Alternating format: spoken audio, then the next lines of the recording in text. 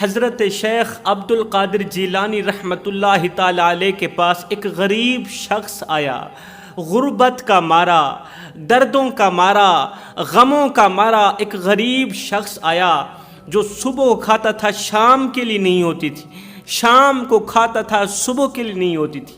امیری کے جنازے نکل گئے، غربت عروج پر آ گئی۔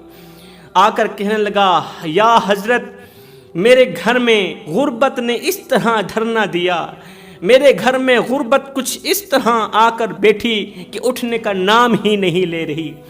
میرے بچے تین تین دن فاقے میں رہتے ہیں، تین تین دن ہمیں کھانے کو کچھ نہیں ملتا، تین تین دن پیٹ پر پتھر باندھ کر گزارنے پڑتے ہیں۔ خدارا مجھے بتایا جائے کہ گھر میں غربت کیوں آتی ہے، گھر میں غربت جیسی پریشانی کیوں آتی ہے، انسان رزق کے لیے پریشان کیوں ہو جاتا ہے؟ یا مجھے یہ بتائیں کہ رزق بانٹنے والے جو فرشتے ہیں انسان سے کیوں روٹھ جاتے ہیں؟ یہ سن کر حضرت شیخ عبد القادر جیلانی رحمۃ اللہ تعالی علیہ نے فرمایا اے بندہ خدا، تین گناہ کرنے والوں سے، اللہ تعالیٰ کی تین نافرمانیاں، تین گناہ کرنے والوں سے رزق بانٹنے والے فرشتے روٹھ جاتے ہیں۔ کچھ اس طرح کے روٹھتے ہیں کہ پھر اس طرف کو منہ بھی نہیں کرتے۔ اللہ کے حکم سے تین گناہ کرنے والے لوگوں سے رزق بانٹنے والے فرشتے روٹھ جاتے ہیں۔ اگر یہ لوگ محنت کرتے ہیں تو دولت تو انہیں مل جاتی ہے، انہیں پیسہ مل جاتا ہے، لیکن پھر بھی اللہ تعالیٰ انہیں رزق سے محروم رکھتا ہے۔ مال بھی ہے، دولت بھی ہے، پیسہ بھی ہے، جب دسترخوان لگتا ہے شام کو مختلف قسم کے کھانے لگائے جاتے ہیں تو مالدار شخص کہتا ہے میں نے یہ بھی نہیں کھانا، یہ بھی ڈاکٹر نے روکا ہے، یہ بھی روکا ہے، میں نے یہ بھی نہیں کھانا، یہ بھی نہیں کھانا۔ کیا فائدہ ایسی دولت کا، کیا فائدہ ایسے پیسے کا جو انسان کو رزق سے محروم کر دے؟ اس لیے میں کہتا ہوں اللہ پاک سے جب بھی مانگنا رزق مانگنا، دولت مت مانگنا۔ میں نے لاکھوں کروڑوں ایسے امیروں کو دیکھے ہیں جن کے اوپر پیسوں کی بارش برستی رہتی ہے، لیکن جب ان کے سامنے روٹی رکھی جاتی ہے، کھانا رکھا جاتا ہے تو وہ یوں کہتے ہیں یہ بھی میں نے نہیں کھانا، اگر کھاؤں گا تو بلڈ پریشر ہائی ہو جائے گا، اس چیز کے لیے بھی ڈاکٹر نے روکا ہے، یہ چیز بھی ڈاکٹر نے روکی ہے، میں نے یہ بھی نہیں کھانی۔ اللہ اکبر۔ تو ایسی دولت مت مانگو جو تمہارے نصیب میں بھی نہ ہو۔ جب رزق بانٹنے والے فرشتے تین گناہوں کی وجہ سے انسان سے روٹھ جاتے ہیں نا، پھر مال بھی ہوتا ہے، دولت بھی ہوتی ہے، پیسہ بھی ہوتا ہے، لیکن پھر بھی دل بے قرار رہتا ہے، دل بے چین رہتا ہے، مختلف بیماریوں کا شکار بن جاتا ہے انسان، اولاد نافرمان نکلتی ہے۔ جب اولاد کو حرام کا لقمہ کھلاؤ گے تو اولاد حرامی ہی بنے گی نا، وہ تمہاری فرما بردار تو نہیں بنے گی۔ آخر وہ کون سے تین گناہ ہیں جن کے کرنے سے رزق بانٹنے والے فرشتے روٹھ جاتے ہیں، انسان کے گھر میں غربت آتی ہے؟ تو حضرت شیخ عبد القادر جیلانی رحمۃ اللہ تعالی علیہ فرماتے ہیں پہلا گناہ رحمان کی رہبری چھوڑ کر شیطان کی رہبری قبول کرنا۔ اللہ اکبر۔ متقی پرہیزگاروں کی رہبری چھوڑ کر شیطان کی رہبری قبول کرنا، مطلب حسین کی رہبری چھوڑ کر یزید کی رہبری قبول کرنا۔ آئے ہائے جوانوں، راستہ ایک ہے مگر رہبر دو ہیں۔ اس دور میں ہمارے سامنے راستہ ایک ہی ہے مگر رہبر دو ہیں۔ ایک رہبر ہے یزید، ایک راستہ یزیدیت کی طرف جاتا ہے، دوسرا راستہ حسینیت کی طرف جاتا ہے۔ حضرت سیدنا موسیٰ علیہ السلام کو راستہ چاہیے تھا۔ حضرت موسیٰ علیہ السلام کے پیچھے فرعون کا لشکر تیزی سے دوڑتا چلا جا رہا ہے مارنے کے لیے، موسیٰ اور موسیٰ کی قوم کو ختم کرنے کے لیے، مگر اللہ نے فرمایا موسیٰ دریا کی طرف چل، دریائے نیل کی طرف سفر کر، اپنا رخ دریائے نیل کی طرف پھیرنا۔ حضرت موسیٰ علیہ السلام نے اللہ کا حکم سنتے ہی اللہ کے حکم پر یقین کچھ اس طرح کا کیا، دریائے نیل کی طرف دوڑ لگا دی۔ آپ آگے آگے ہیں اور قوم پیچھے پیچھے ہے۔ اللہ اکبر، چلتے چلتے ہر قدم پر موسیٰ علیہ السلام سوچتے تو ہوں گے کہ جس دریا کی طرف میں دوڑتا ہوا جا رہا ہوں اس میں تو پانی ہی ہے، کہیں میں غرق بھی نہ ہو جاؤں، کہیں میں پانی میں ڈوب بھی نہ جاؤں، کہیں میری قوم پانی میں ڈوب بھی نہ جائے۔ لیکن اللہ پر توکل تو دیکھو نا، موسیٰ علیہ السلام کا یقین تو دیکھو، ایمان تو دیکھو۔ دوڑ پڑے دریا کی طرف۔ جو خدا رات کو درختوں کی ٹہنیوں پر بیٹھے پرندوں کو نیند میں گرنے نہیں دیتا، وہ خدا تجھے اور مجھے بے یار و مددگار کیسے چھوڑ سکتا ہے؟ وہ خدا موسیٰ کو اور موسیٰ کی قوم کو اور آج کے نوجوان کو بے یار و مددگار کیسے چھوڑ سکتا ہے، جو خدا 70 ماؤں سے بھی بڑھ کر محبت کرنے والا ہے۔ حضرت سیدنا موسیٰ علیہ السلام نے دریا کی طرف رخ کیا۔ جیسے ہی دریا کے من پر آئے تو اللہ نے فرمایا دریا کے اندر اپنا عصا مارو۔ اللہ کے نبی نے جیسے ہی عصا مارا تو راستے بن گئے، ایک راستہ بھی نہیں، کہتے ہیں کئی راستے بن گئے۔ اب ہوا کچھ یوں کہ ادھر سے حضرت موسیٰ علیہ السلام کے لشکر کا آخری بندہ دریا سے باہر نکل رہا تھا، تو ادھر سے فرعون کے لشکر کا آخری بندہ دریا میں غرق ہو رہا تھا۔ اللہ تعالیٰ نے جیسے ہی موسیٰ علیہ السلام اور آپ کی قوم دریا سے نکلی، اللہ تعالیٰ نے دریا کو ملا دیا، پانی کو ملا دیا، فرعون کی قوم غرق ہو گئی۔ ادھر سے آخری بندہ نکلا، ادھر سے آخری بندہ غرق ہو گیا۔ 2 باپ بیٹے تھے، جو باپ تھا وہ موسیٰ علیہ السلام کے لشکر کا تھا، اور جو بیٹا تھا وہ فرعون کے لشکر کا تھا۔ جو باپ تھا وہ موسیٰ کے رب کو خدا مانتا تھا، اور جو بیٹا تھا وہ فرعون کو خدا مانتا تھا۔ اب بیٹا جیسے ہی پانی کے اندر غرق ہونے لگا تو بیٹے نے باپ کو آواز دی، ابا مجھے بچانا۔ بیٹا جیسے ہی پانی کے اندر غرق ہونے لگا، مرنے لگا، تو بیٹا فرعون کے لشکر کا تھا، بیٹا فرعون کو خدا مانتا تھا، جبکہ باپ پانی عبور کر چکا تھا، وہ موسیٰ کے لشکر کا تھا، وہ تو غرق نہیں ہوا تھا۔ اب بیٹا جیسے ہی غرق ہونے لگا پانی کے اندر تو بیٹے نے آواز لگائی، ابا مجھے بچانا۔ باپ نے جیسے ہی بیٹے کی آواز سنی اپنا رخ پانی کی طرف کیا، موسیٰ علیہ السلام کو چھوڑ دیا، اپنا رخ پانی کی طرف کیا، کود گیا پانی کے اندر بیٹے کو بچانے کے لیے، مگر سنو بیٹے کو بچاتے بچاتے خود بھی دریا میں غرق ہی ہو گیا۔ اللہ اکبر، تھا وہ موسیٰ کے لشکر کا، مگر اولاد کی محبت میں ڈوب گیا۔ مانتا موسیٰ کو تھا، مگر اولاد کی محبت میں ڈوب گیا۔ اس لیے میں کہتا ہوں اولاد کو اچھی تربیت دو، اولاد کو دین سکھاؤ، اولاد کے دل میں نبی کی محبت ڈالو، اہل بیت کی محبت ڈالو، صحابہ کرام کی محبت ڈالو، تاکہ جب تم مر جاؤ تو یہی اولاد تمہاری بخشش کا ذریعہ بنے۔ اگر تمہاری اولاد شرابی بن گئی، کبابی بن گئی، جواری بن گئی، نشئی بن گئی، بد اخلاق، بد کردار، بے نمازی بن گئی، دین کی دشمن بن گئی، تو یاد رکھنا یہی اولاد قیامت کے دن تمہیں جہنم میں لے جانے کا ذریعہ بن سکتی ہے، تمہاری قبر کو جہنم کے گڑھوں میں سے گڑھا بنانے کا ذریعہ بن سکتی ہے۔ اس لیے میں کہتا ہوں اپنی اولاد کو قرآن سکھاؤ، محمد مصطفیٰ کا غلام بناؤ، تمہاری دنیا بھی سنور جائے گی، تمہاری اولاد کی دنیا بھی سنور جائے گی، تمہاری آخرت بھی سنور جائے گی۔ اللہ اکبر، تھا وہ موسیٰ کے لشکر کا، لیکن اولاد کی محبت میں ڈوب گیا۔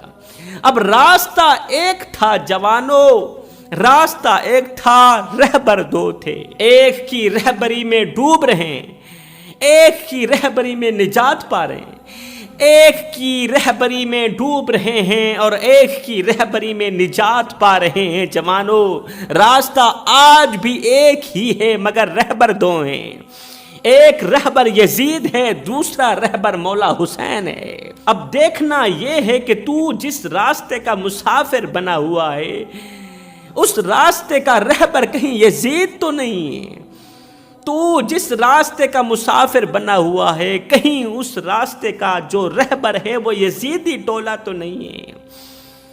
اور کہیں تو یزید کی حمایت تو نہیں کر رہا، کہیں تو یزید کی بیعت تو نہیں کر رہا۔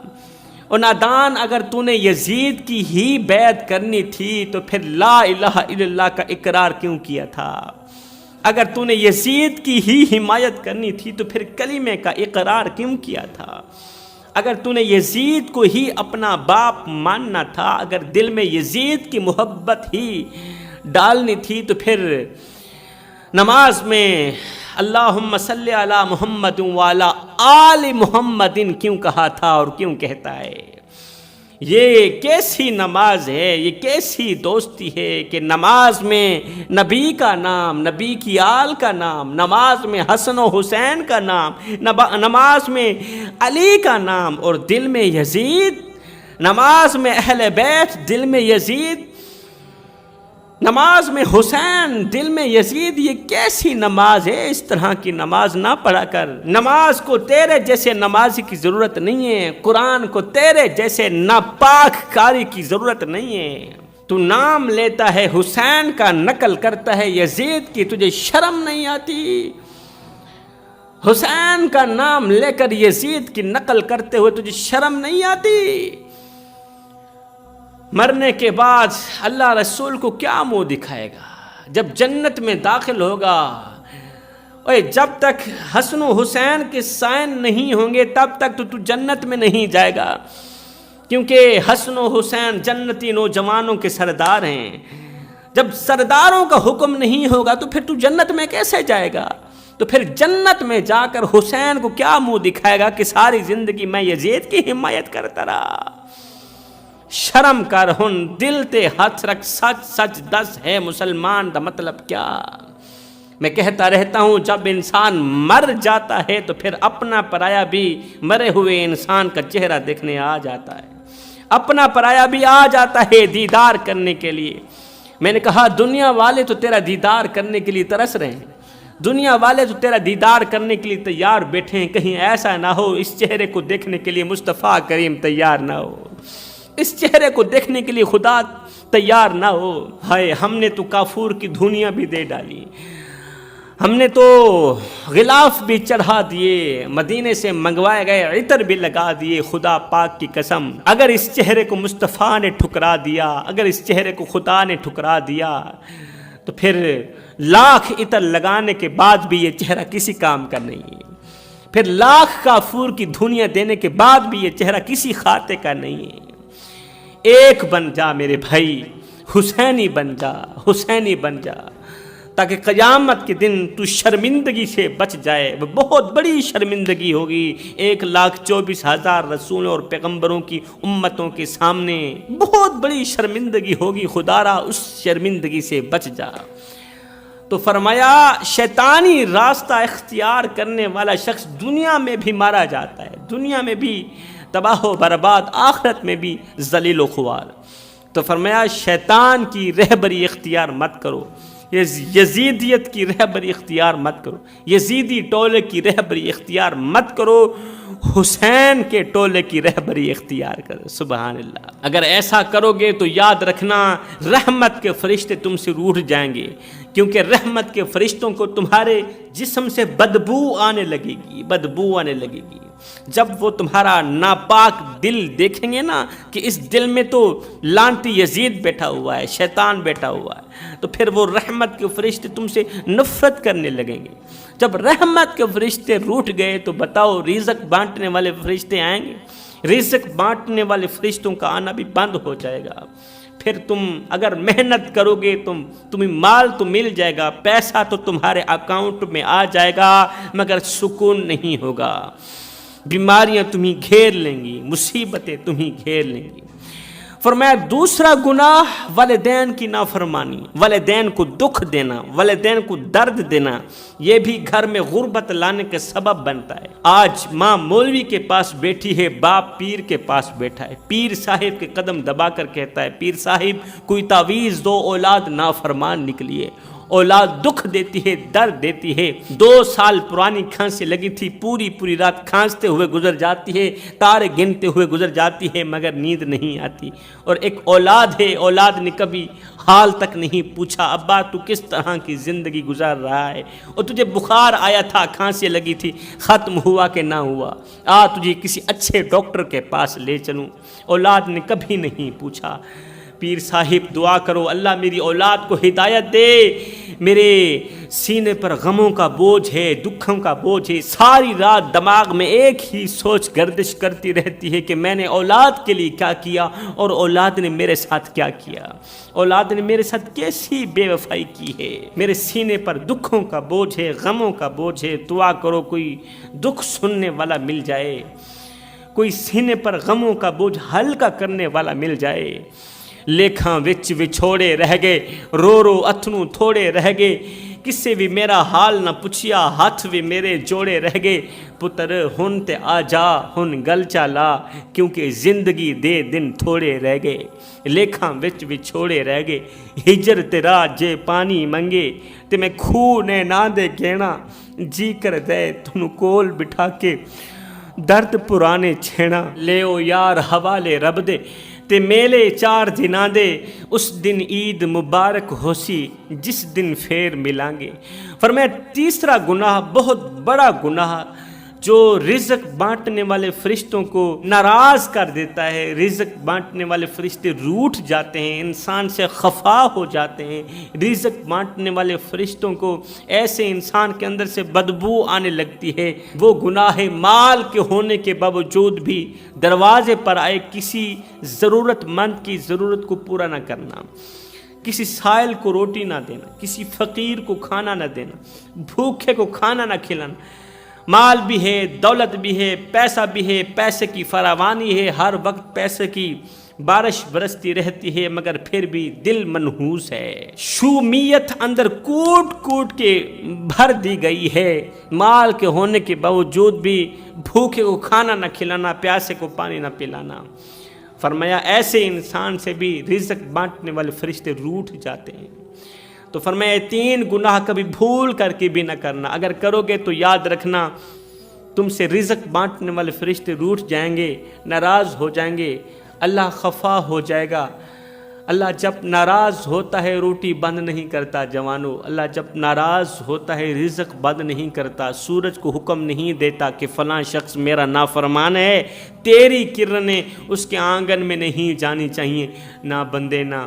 اللہ جب ناراض ہوتا ہے تو من اجڑ جاتا ہے، اللہ جب ناراض ہوتا ہے تو سجدوں کی توفیق چھین لیتا ہے، اللہ جب ناراض ہوتا ہے تو دل مردہ ہو جاتا ہے، پتھر دل بن جاتا ہے۔ جس قوم کا دل بھی پتھر دل بن جائے اس قوم کے پلے رہتا ہی کیا ہے، جہنم میں جانے سے انہیں کوئی نہیں روک سکتا۔